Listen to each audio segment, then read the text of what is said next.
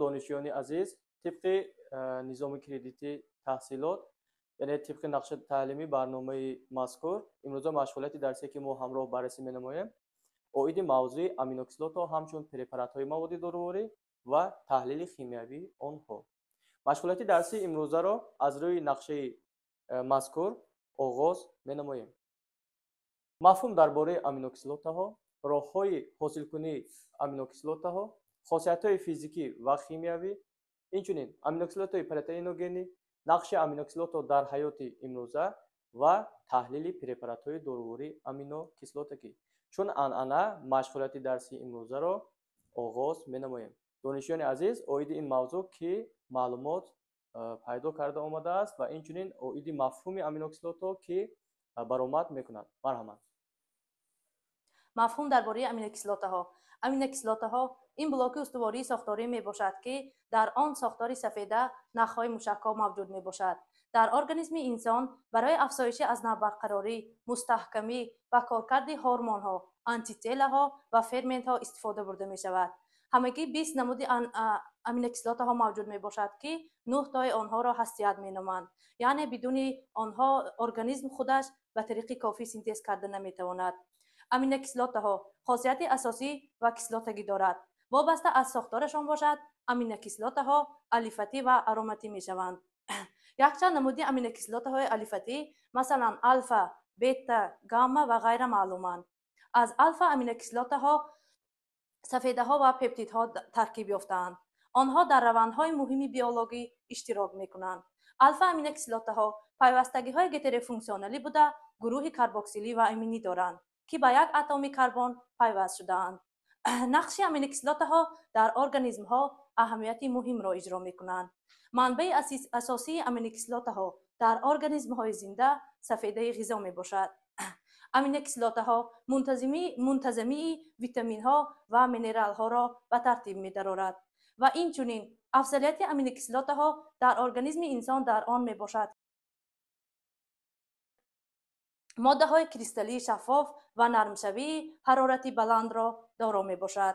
در آب نغز حل می شود و در دیگر حل کننده ها حل شوی بد را داراست. این بود مفهوم مختصر درباره امینوکسیدات ها.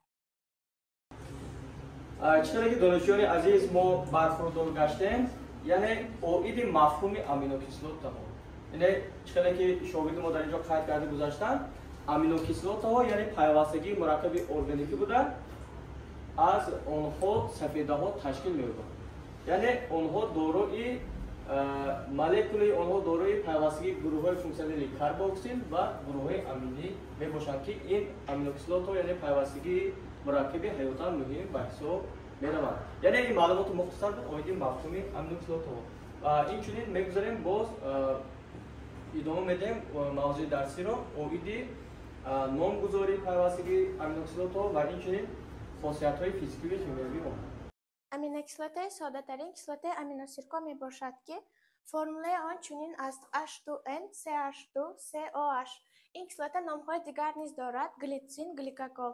نامگذاری امینوکسیدات ها هنگام ترتیب دادن نام امینوکسیدات در کسلات کربنی کلمه کسلات اول رقم اتمیک کربن به امینوگروه پیوست است نشان داده شده سپس پیشوند امینو نوشته می شود از آن سبب که امینوگروه در نزد اتم های گوناگون زنجیره کربنی جایگیر شده می توانند امینوکسیدات ها دارای ایزومرهای گوناگون می گردند. مقدار ایزومرهای امینوکسیدات از مقدار اتم های کربن آن وابسته است. با زیاد شدن اتم های کربن در مولکول امینوکسیدات مقدار ایزومرها به اندازه بزرگ زیاد می شود. یعنی دانشجوی ما اوید نامگذاری امینوکسیدات و اینچنین صنفی ساده ترین اولین نماینده امینوکسیدات معلومات مختصر بررسی کردن و باز ما علاوه ها اوید این موضوع را از طرف دانشجویان خواهیم شنوید. مرحبا. به غیر از نامگذاری بین المللی باز دیگر نامگذاری استفاده می شود که در آن به جای رقم ها حرفهای الفا یونانی و مثل الفا، بتا، گاما گذاشته می شود. مثلا کسلات 2 امینوبوتان را با فرمول زیرین تصویر می کنیم.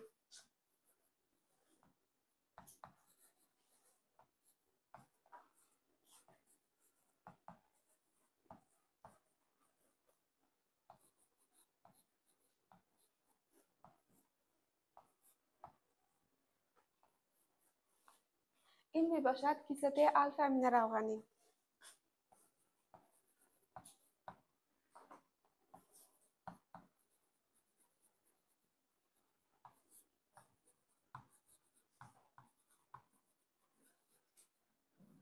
چنین نامگذاری میکنیم. کیسلوته 3 امینو بوتان را باشد.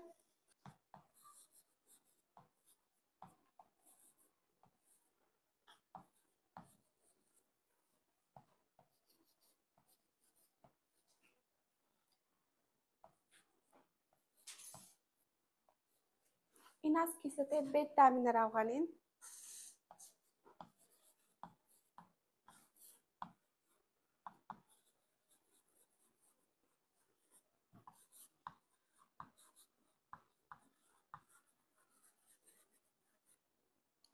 کیسلوته بتا امین روغنی در اکثر حالت‌ها کیسلوته‌های کربنی استفاده برده می شود که امینوگروهشان در الفا حالت واقع است. فرمول عمومی امینوکیسلوته‌ها در شکل زیرین تصویر کرده می شود. در اینجا R رادیکال دلخواه ارگانیکی می باشد. تشکر زیاد شاگرد عزیز. یعنی معلومات مختصر بود اویدی نامگذاری امینوکیسلوت‌ها، یعنی اینچنین با حروف‌های زبان یونانی که در اینجا کیسلوته الفا امینو روغنی یعنی کیسلوته 2 امینو بوتان و اینچنین کیسلوته 3 امینو بوتان یعنی کیسلوته بتا امینو روغنی در تخته صفر شاگرد ما ifade کردند. دانشجویان عزیز بعضی مهمیت‌هایی که فرمول شیمیایی که در تخته صفر نوشته میشه یا که در تخته الکترونی هست دفتری خود با قید کرده میگیریم. مرحبا.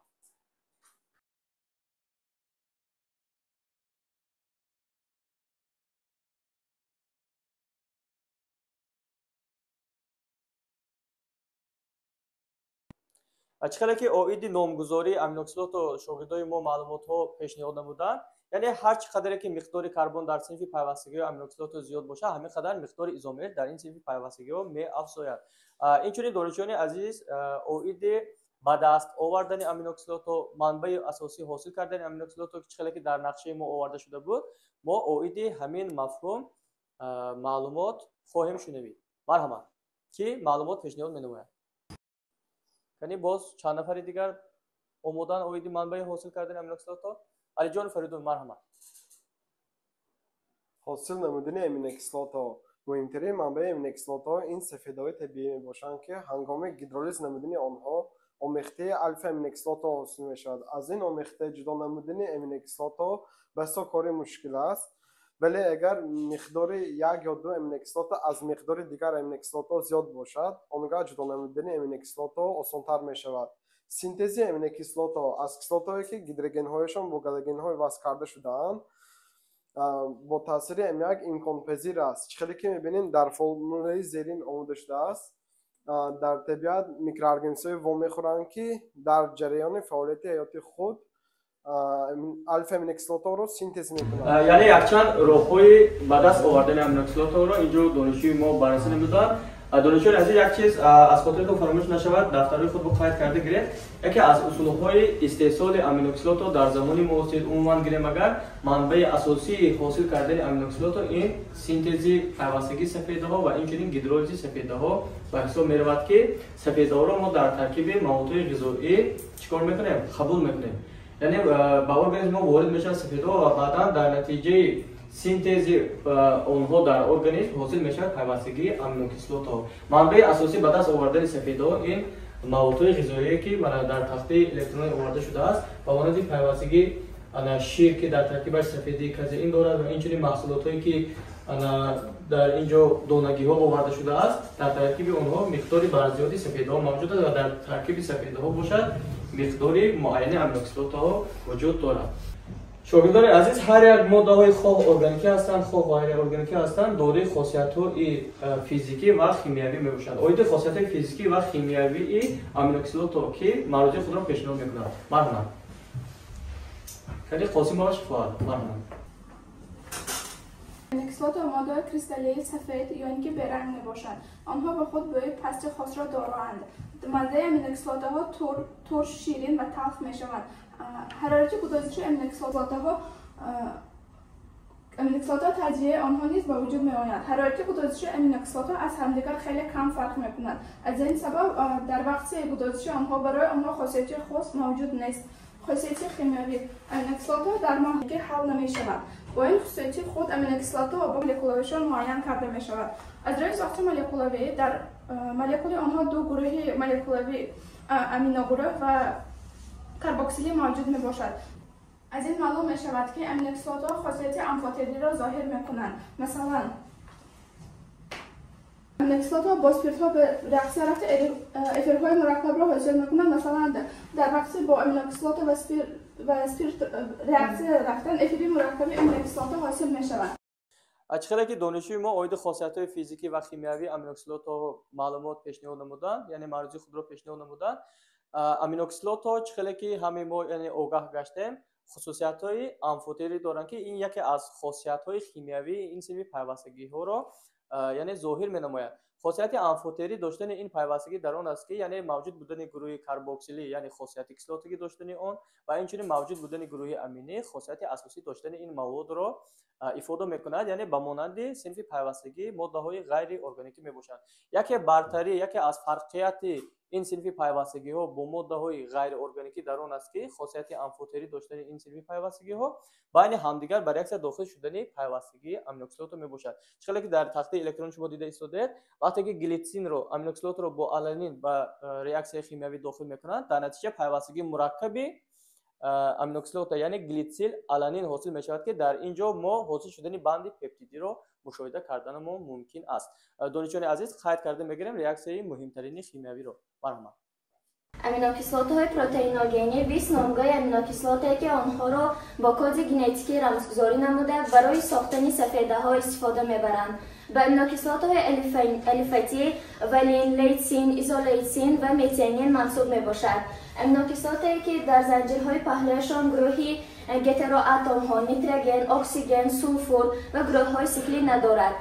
امینوکیسلات‌های سولفوردار این سیستئین و متئنین به شمار می‌رود. سیستئین در خود بند دیسولفیدی تشکیل کرده می‌تواند که وظیفه مهمی آن استوار نگاه داشتن ساخت فضای سفیده را اجرا می‌کند. بعضی از نامگاه امینوکیسلات‌ها در ارگانیسم سینتز نمی‌شود. امینوکیسلات سولفوردار سیستئین و متئنین میباشد. سیستئین در خود بند دیسولفیدی تشکیل کرده میتواند که وظیفه مهمی آن استوار نگاه داشتن ساخت فضای سفیده را اجرا میکند. بعضی از نامگاه امینوکیسلات‌ها در ارگانیسم سینتز نمیشود و تنها با واسطه غذا وارد میشود.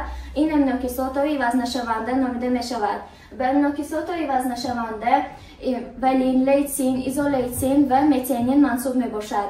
امینوکیسلاتی که در ارگانیسم سینتز میشود امینوکیسلات‌های عوض شونده نامیده میشود. با آنها گلیسین، گلوتامین کیسلات تیروزین داخل میشود. خود الفا امینوکیسلات‌ها در ارگانیسم اهمیتی کلان را دارا میباشد.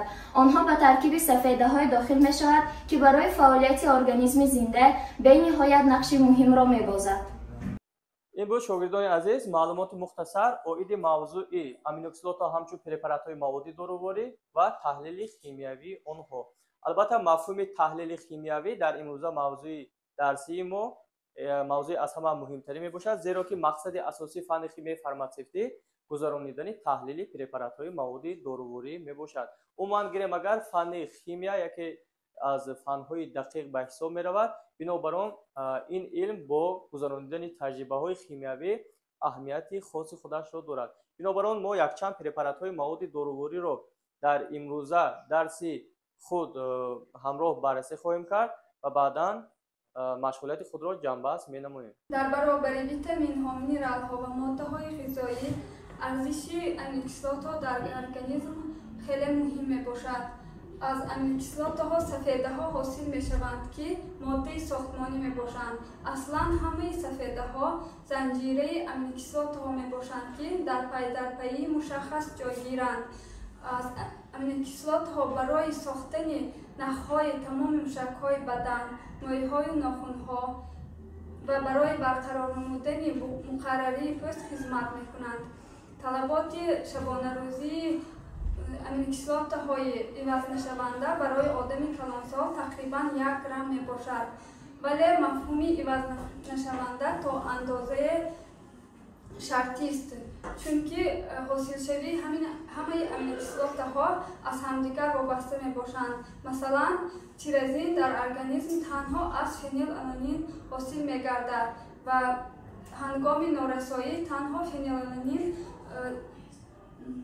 عوض نشونده حسابیده می شود و از طرف دیگر موجودیت تیرازین در ارگانیسم طلبات را نسبت به فنیلالانین کاهش می دهد. همین طور امینوکیسلات‌ها را ترتیب برای معالجه بیماری‌های سیستم عصب، دل و رگ‌ها، بیماری‌های جگر و اعضای هاضمه و خیلی وسیع استفاده می‌برند. محض برای کار معاینه سر و سیستم مرکزی عصب خیلی مهمند. این امینوکیسلات‌ها ماده‌های فعال بیولوژی بوده برای انتقال دادن ایمپولس‌های عصب مسئولند و در اینجا باز تریپتوفان میباشد. در این نیز امینوکیسلات تریپتوفان موجود است که برای بیماری‌های عصب و مانند خسته‌شوی‌ها و هنگام کمخوابی‌ها پیشنهاد کرده می‌شود و در اینجا امینو کامپلکس میباشد. در این جد و از جمله دل و رگ‌ها مساعدت میکند و در اینجا ال کارنیزین میباشد. در ترکیب این امینوکیسلات کارنیزین موجود است که برای معالجه بیماری دل و رگ‌ها پیشنهاد کرده می شود و در اینجا امینوکیسلات ارگینین برای معالجه بیماری‌های جگر استفاده می شود. این امینوکیسلات چربگیری جگر را پیشگیری می کند و اینچنین برای فعالیت طبیعی حجره ها را برقرار نمودن کمک می کند و همچنین در اینجا اینفوزان و گیستیدین می باشند. اینفوزان و گیستیدین در ترکیب خود امینوکیسلات گیستیدین دارای اعضای هاضمه استفاده برده می شود و مانند التهاب‌های معده و زخم معده و از همه این معلوم می شود که نارسایی امینوکیسلات‌ها در ارگانیسم به سر زدن این یا آن بیماری آورده می رساند. بنابراین ما باید کوشش کنیم که خوراکی که استعمال میکنیم از امینوکیسلات‌ها بای باشد و باید گفت که در چنین محصولات‌ها امینوکیسلات‌ها موجود هستند. خیلی که ما در اینجا اشاره کردیم در دانگی‌ها و مانند لوبیا، ماش، نخود و اینچنین در ترکیب چهارمغز، بادام و همچنین در محصولات‌های شیری و مانند پنیر، مانند گوشت ماهی، مرغ و همچنین در میوه‌جات و در سبزیجات و میوه‌جات و اینچنین در کبوترها موجود هستند. از این محصولات ها استفاده بریم. شاگردان عزیز، خیلی که همین ما آگاه گشتیم موضوع آموزش امینوکیسلات ها همچون پرپارات های مواد دارویی و تحلیل شیمیایی آنها یکی از موضوع های اکتوالی برای اختصاص کار فارماسیتی به حساب می رود. زیرا که اکثریت ترکیب مواد دارویی که مثال همروزه استفاده برده می شود و اینچنین مواد طبیعی که ما همروزه توسط مواد غذایی استعمال میکنیم در ترکیبش پیوستگی امینوکیسلات ها موجود می باشد و عموما گیریم اگر در بین 500 نمود امینوکیسلاتی که در زمان معاصر معلوم است 20 نمود آن بیشتر اهمیت خاصی طبابتی را دارد و آنها به دو گروه جدا شدند، یعنی عوض شونده و عوض نشونده. امینوکیسلاتی که عوض شونده هستند آنها در ارگانیسم سینتز کرده می شوند و اینچنین امینوکیسلاتی که عوض نشونده هستند طریق مواد غذایی به ارگانیسم وارد می شوند. همین این سینتز هایی که پیوستگی امینوکیسلاتی که در ارگانیسم ما میگذرد بیشتر در عضو حیاتان مهم جگر یعنی گزارشش به عمل میبیاد که در زیر فرمنت ها یعنی ترشحات عملی کرده می شود. اساسا در سینتز پیوستگی امینوکیسلات ها در عضو حیاتان مهم یعنی جگر بیشتر AST و ALT که یعنی آلانین امینوترانسفرازه و اسپارتات امینوترانسفرازه بیشتر میگذرد، یعنی سینتز امینوکیسلاتی که عوض شونده هستند. دانشجویان عزیز، ما اوید نقش امینوکیسلات و اوید نامگذاری آنها، اوید خاصیت فیزیکی و شیمیایی این صنف پیوستگی حیات مهم معلومات های مفید شنیدیم و پیش از همه اختصاصی کار فارماسیتی که شما تحصیل کرده ایستاده آن مواد دارویی که در داروخانه ها وجود دارند استحصال کرده میشوند. در تکنولوژی تیار کردن مواد دارویی در اینجا یک چند نامگی مواد دارویی آورده شده است که мо ҳамроҳ баррасӣ хоҳем кард.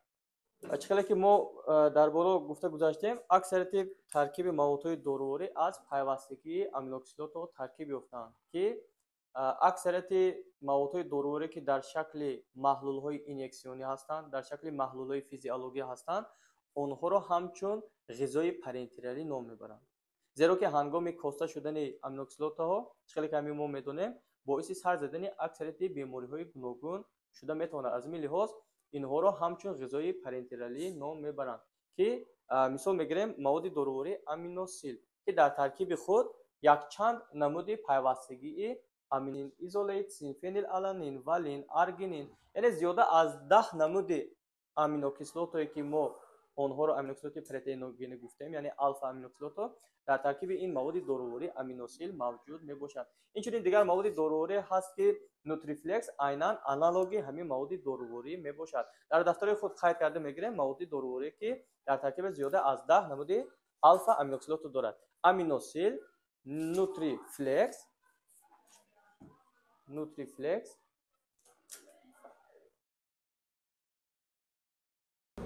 яъне мо аминокислот маводи доруворӣ аминокислотҳо вуҷуд дорад. Яъне асосан дар замони ҳозира истифода бештар мавриди истифода қарор дорад ин пайвастагии маводи доруворӣ маҳлули аминосил ва нутрифлекс ки бештар дар ҳолатҳои касалоти равандҳои вазнини шадиди бемориҳо истифода бурда мешавад. Ва инчунин дигар намуди маводҳои дорувории аминокислотҳо вуҷуд дорад ба монанди глитсин ки дар шакли глитсин худи маводи доруворӣ глитсин, инчунин маводи доруворӣ метионин оварда шуда истодааст.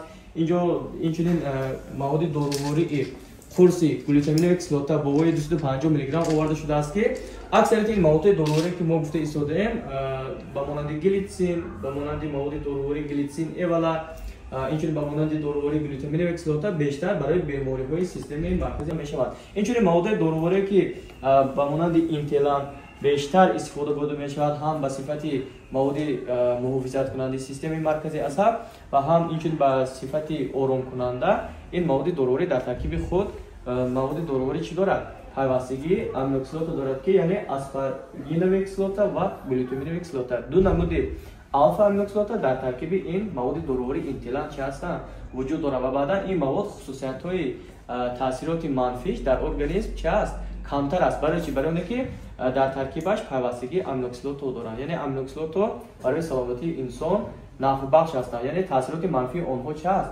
Хело ҳам кам аст. Яъне ҳар як мавод бояд ки бо меъёри муайян истифода бурда шавад. Бинобар он ҳар як воҳаи доруворӣ ки мисол аминокислоте ки мо дар ин ҷо яъне ҷойгир намудем бо воҳаҳои муайян чӣ карда истодаанд? Яъне аз ҳамдигар фарқ карда истодаанд. Мисол мегирем ана глитсин бо воҳаи 100 мг глитсин эвалат бошад бо воҳаи 300 мг. Зешки инчунин дар соҳаи яъне дигар намуди мисол истифодаи ин маводҳои доруворӣ дар дигар самтҳо низ яъне афзалияти худашро дорад. Барои инчунин бемориҳои мисол системаи ҷигар, инчунин системаи узвҳои ҳозима бештар истифода бурда мешавад.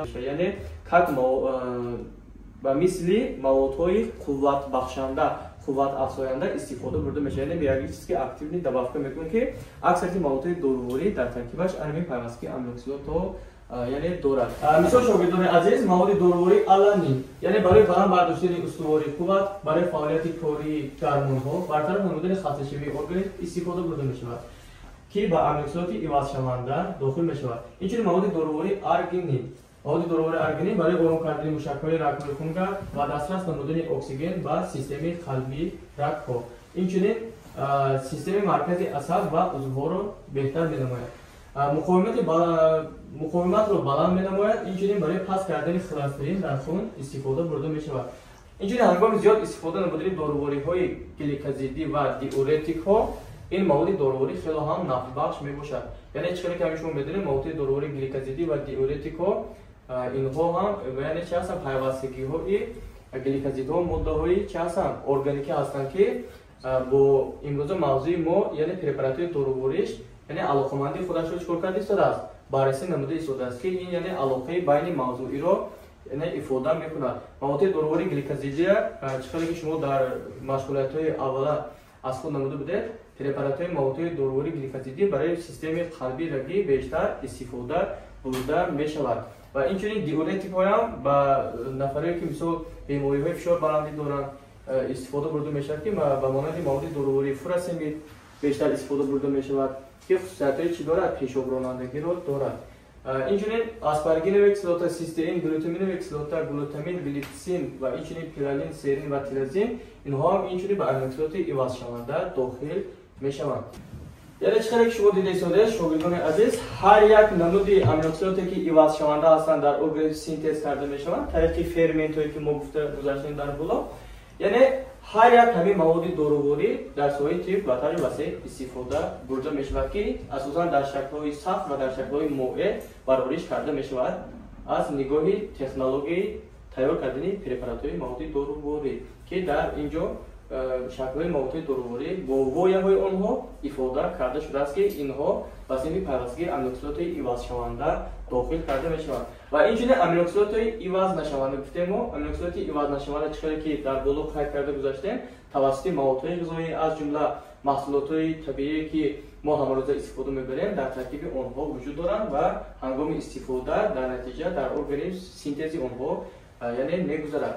чӣ қадar ки дар инҷо оварда шудааст тариқи тахти электронӣ, тариқи презентатсияи имрӯзаи мавзӯи дарсӣ шаклҳои маводи доруворӣ бо вои он ифода карда шудааст.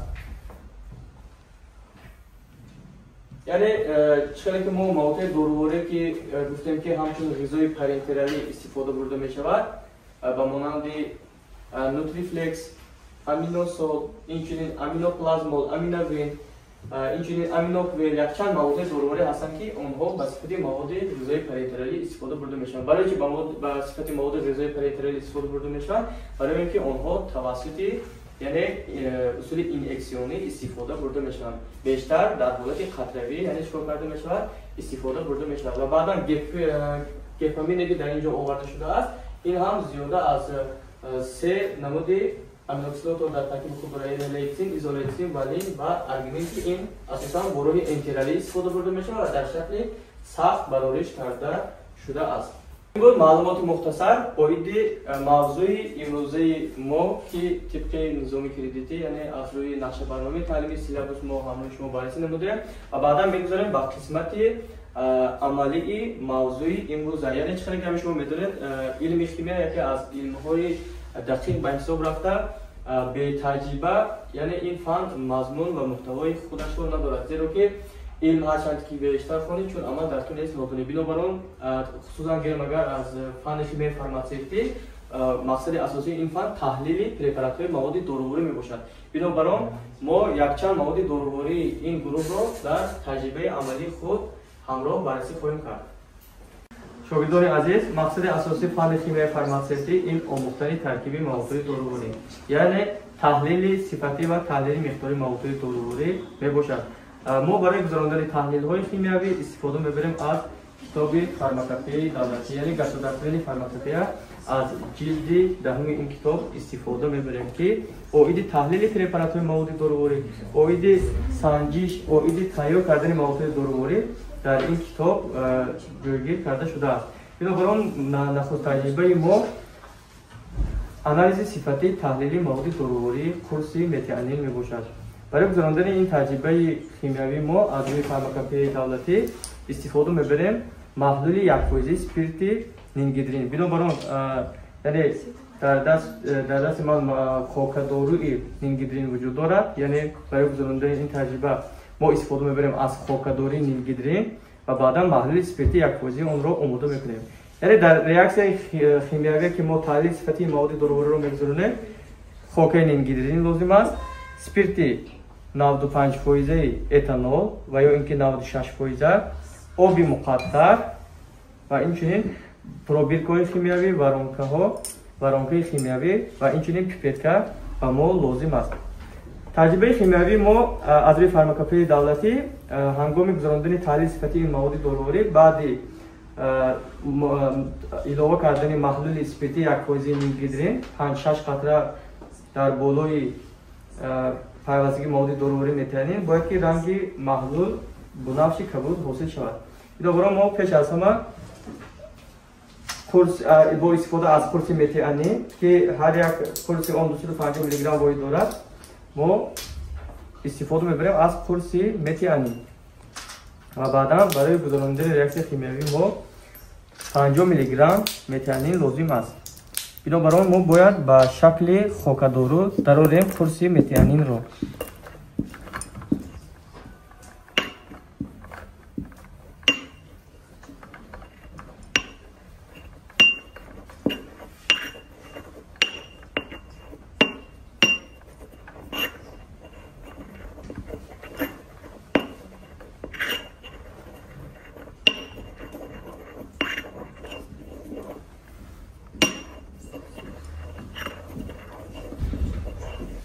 یعنی ما تا پورا آمیخته شدن به قسمت های معده تبدیل یافتن قرص متیانین اون رو آماده نمودیم توسط اوغورچه یعنی ستوپکا میگویند دستگاه تکنولوژی است و بعدا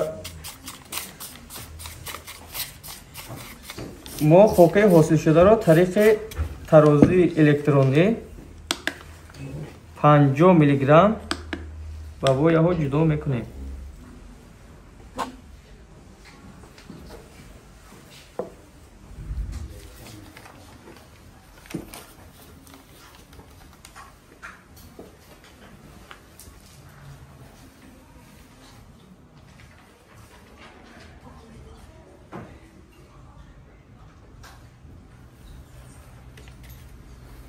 یعنی 50 میلی گرمی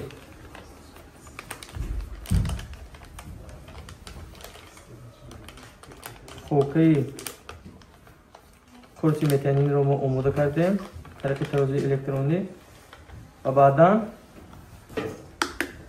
چطوری که همیشه میدونید در تکنولوژی تیار کردن موادهای داروواری و بعدا بعضی حالت در داروخانه که در اونجا داروها تیار کرده می شود از روی درخواست طبیب مواد داروواری رو طریق داروخط آنها که به داروخانه ها وارد می شود در اکثر حالت ها مواد داروواری رو تیار میکنند.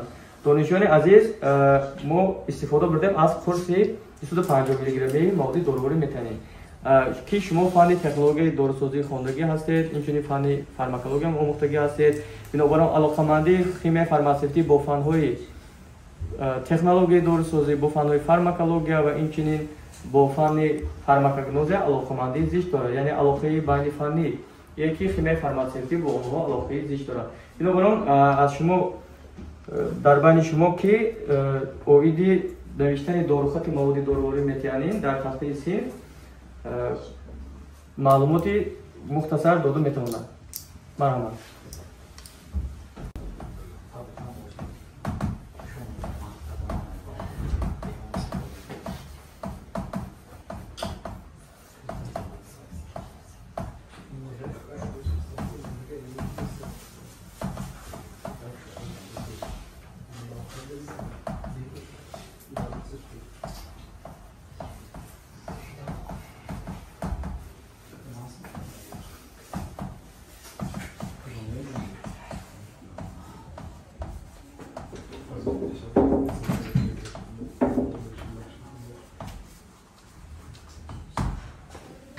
چرا که دانشجویان عزیز در تخته 3 داروخط مواد داروواری متیانین 0.25 گرم یعنی 250 میلی گرم رو شاگرد ما در تخته 3 نوشتند. مقصد از نوشتن داروخط ما در چی است؟ مقصد از نوشتن داروخط ما در اون است که در تکنولوژی تیار کردن مواد داروواری در داروخانه که در اونجا دارو تیار کرده میشه در بسیارتری حالت‌ها از روی درخواست طبیب مواد داروواری تیار کرده میشوند. حالا که این مفهوم علاقه‌مندی خودش با فن تکنولوژی داروسازی است. برای چی ما این مفهوم رو استفاده نموده ایستادیم؟ برای اینکه ما این مواد داروواری رو تحلیل گذارنده ایستادیم و بعدا علاوه‌اً در مقصد اساسی جای داشتن داروخط در تخته 3 در آن است که شیمی فارماسیوتی ما چطوری که در دور ذکر کرده گذاشتیم با فن‌های تکنولوژی داروسازی فن‌هایی که تخصصی است آموزشش برای خوانده می‌شود فارماکوگنوزی اینچنین فن فارماکولوژی علاقه‌مندی زیست دارد. خیلی شاگرد عزیز با ما داروخط رو مختصراً شرح اون رو بررسی نمایید. در اینجا داروخط متیانین 250 میلی گرم داده شده است. رتبه یعنی بگیر مواد داروواری متیانین دتالز دوزز با همین مقدار یعنی 20 دانه قرص متیانین و دسیگنه ترس استفاده بری مواد دارویی متیانین در یک شبانه روز یکتگی 3 بار پیش از خوراک. برای هضم خوبتری آن را پیش از خوراک دکتران توصیه می‌دهند. متیانین امینوکیسلات ضروری میباشد که در ارگانیسم هنگام سینتز ماده خیلی نقش مهم را میبازد. متیانین را برای تازه کردن جگر از هر گونه تاکسین ها زهرها توصیه می‌دهند. برای شخصانی که بیماری اتروسکلروز دارند و در خونشان هر گونه بیماری ها دارند توصیه کردن نمی‌شود، تنها با اجازه دکتر استعمال کردن آن ممکن است. تشکر زیاد شاگرد عزیز، چرا که همه شما اوید معلومات پوره داروخط مواد دارویی می‌توانید و همچنین طرز استفاده نمودن آن، اهمیت آن در ساحه طب و پورگی معلومات مفید پیدا نمودید و بعد ما تجربه شیمیایی خودمان را یعنی ادامه می‌دهیم، یعنی گذراندن تحلیل سپری مواد دارویی می‌توانید را ما ادامه خواهیم داد. تشکر زیاد.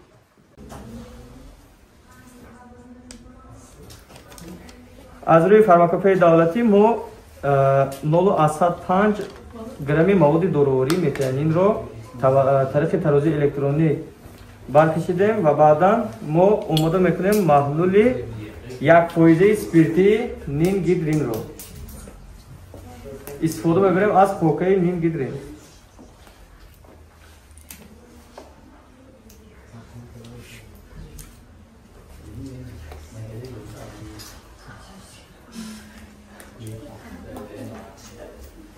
برای تیار کردن محلول 1% سپیرتی نینگیدرین با ما لازم است 20 میلی لیتر سپیرت اتانولی 95% یا اینکه 96% و با ما لازم است خوکه نینگیدرین 50 میلی گرم یا اینکه 0.5 گرم. ما طریق ترازی الکترونی 50 میلی گرم این مواد دارویی رو برمی‌داریم.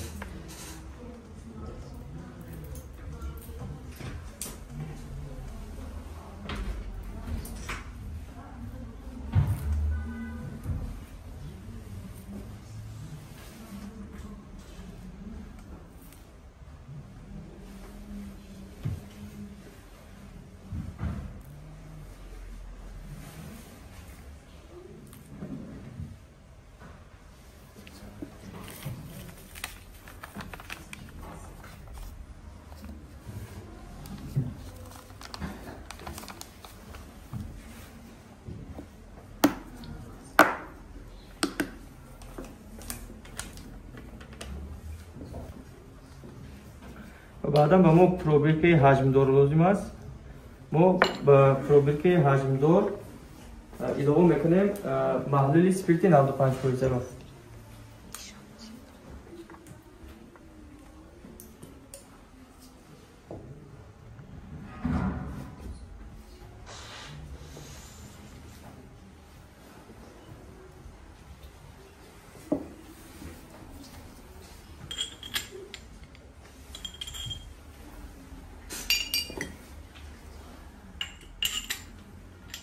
ما با پروبیرکه حجمدار 20 میلی لیتر سپیرت اتانولی 95% اضافه میکنیم.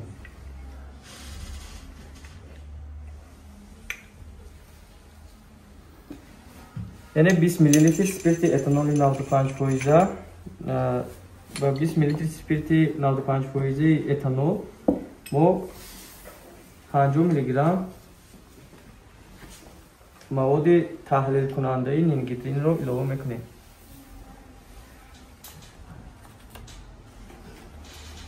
برای حاصل شدن محلول سپیرتی نینگیدرین ما محلولمون رو آمیخته میکنیم.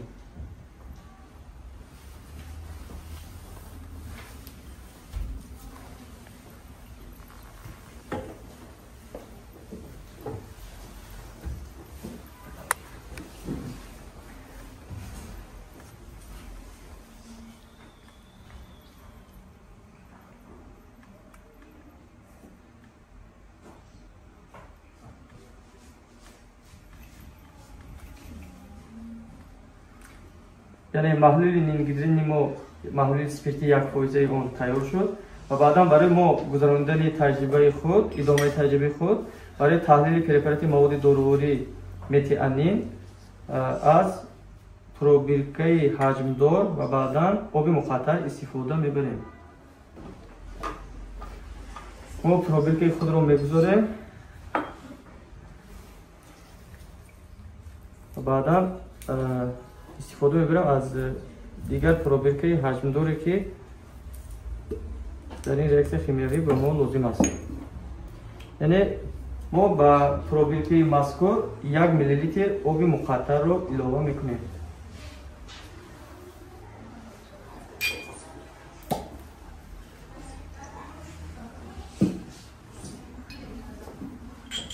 از برانکوری شیمیایی استفاده میبریم.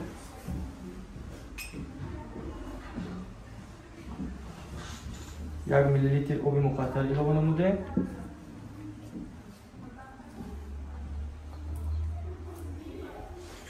و بعدا ما خوفه مواد دوروباری متئنینی که از روی فارماکاپی دولتی طرف ترازی الکترونی برکشیده 5 میلی گرم اون رو با پروبیرکا اضافه میکنیم.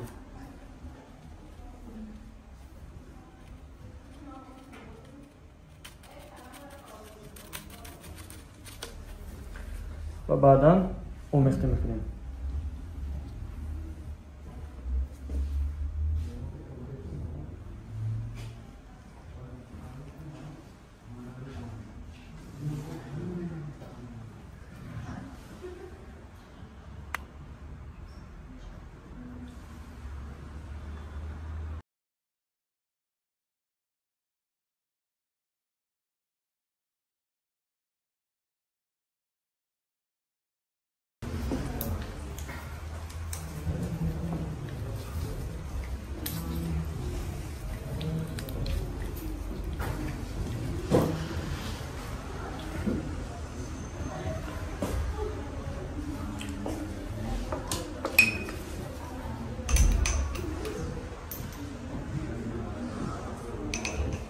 یعنی 5-6 قطره اضافه میکنیم که رنگ بنفش کبود باید که در ریاکسیون ما حاصل شود.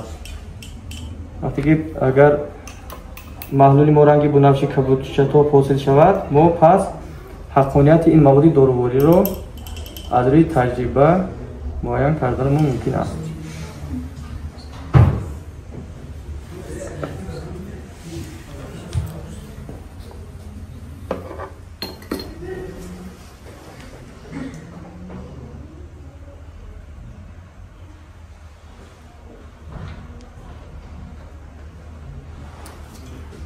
آمیخته میکنم.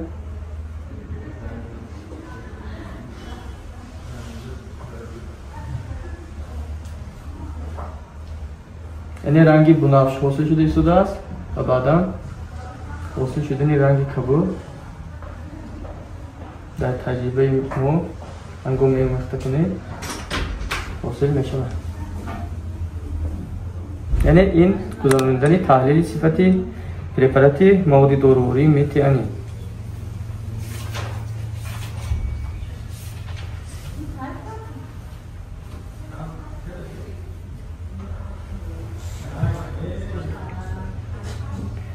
چقدر که همیشه مدید شده رنگ بنفش کبود شتاب در این ریاکسیون ما حاصل شده ایستاده است.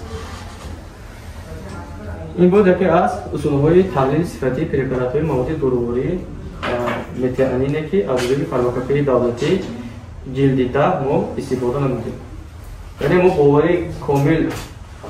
با باور کامل گفته میتونیم که این مواد داروباری متئنینی که ما تحلیلش رو گذرانیدیم در حقیقت استاندارد و چاز جوابگو است. یعنی ما اصول دیگر پرپارات مواد داروباری را از روی فارماکاپی دولتی با استفاده تخشانی و با استفاده دگرگونشوی رنگ‌ها مشاهده کرده میتوانیم و اینچنین با بعضی دستگاه‌های شیمیایی. این تحلیل صفتی مواد داروباری متئنین که ما گفتیم که رنگ بنفش کبود حاصل می شود طریق ریاکسیون مذکور پورا تحلیل کرده شد.